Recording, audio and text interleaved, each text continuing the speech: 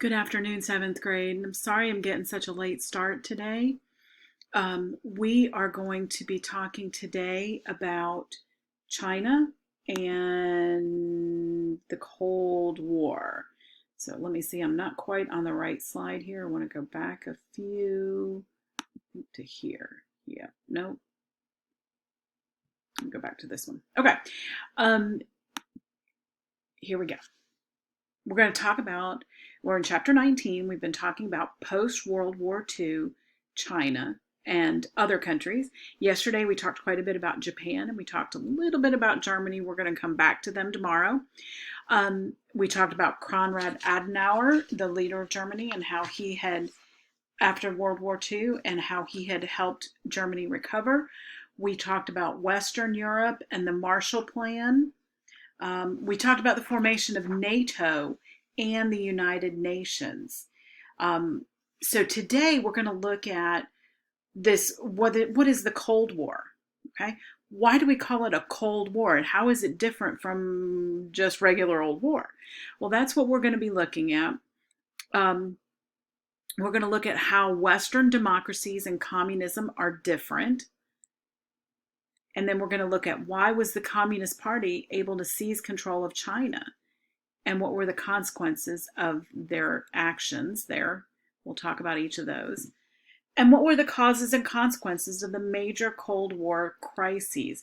We aren't going to get so much into that one today as we will tomorrow. And rivalry between the superpowers. And how is it going to affect everyday life for Americans and for the rest of the world? Okay, so the first thing we need to look at are the differences between democracy and communism. Why do I not want communism in the United States? Because believe me, I don't want communism in the United States. But why not? It sounds good on the surface, because in communism, the ultimate ideal goal is that everyone is equal. But do we really want everyone equal? And I ask this, I want you to think about it, because this is, our country seems to be thinking that communism, some people do, not everybody, that communism is a lofty goal. It's something we need to be looking for. But communism and capitalism are completely different, and they understand their worldview is different. We're going to talk about that here in a minute. So we're going to divide this up and show how they're different in many different categories. And our first one is economically. In the United States, we are a capitalistic nation, meaning that you can go out and start a business today if you want to. If you don't want to, you can work for somebody else. But if you want to buy one of 600 different pairs of tennis shoes today, you can do that because you live in a capitalistic country. Okay? The Soviet Union does not believe in capitalism. They think capitalism is evil. Okay? Now, granted, the Soviet Union no longer exists in form. It's not on a map anymore. It is modern day Russia. But communism still exists. And communism does not believe that capitalism is a good idea. You see, capitalism allows for people to decide what they want to make. If I want to make a company that's going to rival Starbucks, I can do that. I can sell 600 different types of coffees. I can do that. But under the Soviet Union and under communism, the state or the government controls the economy. Okay? They tell you what can be made and what can't. If you make 600 different types of coffee under communism, they may come in and say, you're going to have to choose 4. You can't make all of those. And they can do that. Okay? So little is manufactured for the people's day-to-day needs. There may be one type of shoe, and if you don't like it, tough luck, you got to live with it. There may only be one type of bread available in the store, because under the Soviet plan, where the government runs everything, they spend all of the money they can on the military and just a little bit for the people. Okay, so that's economically how these are different. Let's look at the next category is politically. In the United States, we are a democratic type of government, meaning that we as a people have a voice. Now, we are not a democracy, we're a republic because we elect representatives to make some of those decisions for us. But we are democratic. But in the Soviet Union under communism, most citizens have no say in the government. They cannot have any decision-making power within the government. But more importantly, let's look at religiously how these countries are different. In the United States, our citizens believe that we are a Christian nation. That doesn't mean we're all Christians. I get that, okay? I hope you do too. But we at least believe in God, hopefully, most of us do, and we believe in worshiping Him. But in the Soviet Union, religion of all types is considered evil, okay? So while we are not all Christians here in the United States, we have the freedom to be a Christian, and that's a good thing. In the Soviet Union, they did not have that freedom. The last, then it is not always clear who the American God is. We understand that because sometimes it appears that our God is really material things. All right, so let's go to China and look at how China's doing. If you remember correctly, when we left off in the previous chapter, we had talked about how China had been having a civil war. We had two sides. We had Chiang Kai-shek with the Kuomintang government, and then we had Mao Zedong with a communist government fighting for control of China. But then along came the Japanese, and the Japanese forced Chiang Kai-shek and Mao Zedong's forces to cooperate so that they could defeat the Japanese. That's where we left them. So now that the Japanese have pulled out of China, China's going to have to figure out what kind of government they want. And unfortunately, Mao Zedong and the communists won that civil war. Chiang Kai-shek and his forces are forced to pull back.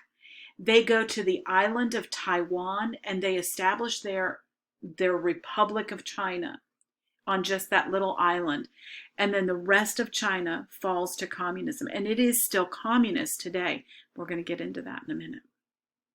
Okay, here's a map. You can see China, and it's really close to the Soviet Union. And the Soviet Union did help Mao Zedong to win his victory over Chiang Kai-shek. Okay, so let's talk about what life was like in China when Mao Zedong was in charge. He told the people that he was going to bring revolution and everything was going to be great.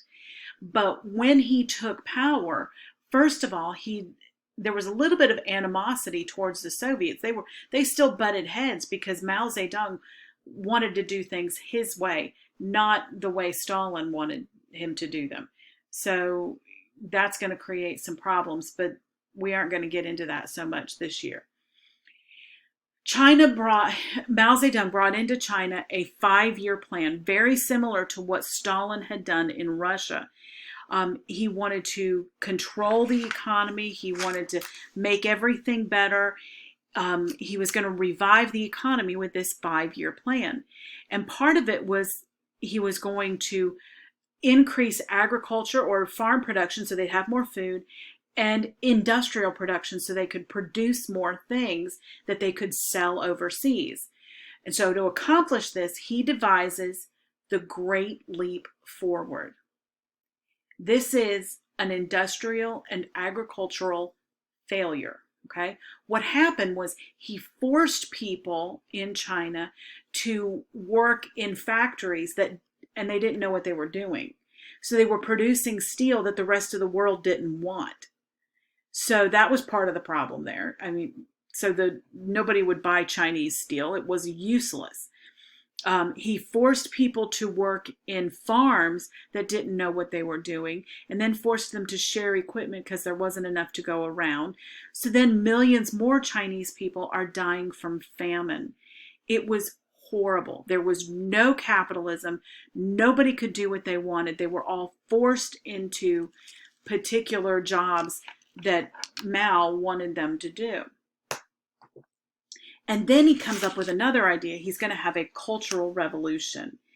And he's going to start targeting mostly the intellectuals, the people who knew what they were doing within the Chinese society. Any person in China who openly opposed his ideas, his socialism, his collectivism, any of that, found himself either in prison or executed. There was no middle ground. Those who carried out the purge demanded that all the art in China be glorifying Mao. They had to make him look good. Even though he was doing so much that was ruining the Chinese people, they had to make him look good. Okay? In addition, many high-level communists were imprisoned or executed during this same purge. If they didn't agree with Mao, thrown in prison. He didn't trust anybody, including his friends. In fact, he even removed his wife and 3 other associates of his from positions of power within the Communist Party and charged his own wife with treason. He was just a horrible, horrible, mean leader. And the Cultural Revolution will not end until Mao dies in 1976.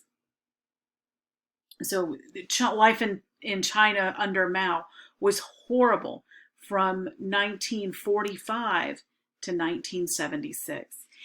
And then after Mao, when he was gone, the new leaders allowed for some practical reforms. They saw that capitalism worked. So they started bringing in some limited forms of capitalism. And they saw that when they did that, countries around the world wanted to build factories in China that put people to work. We get so much of our stuff today from China. Well, that's because they allowed a limited form of capitalism within the country.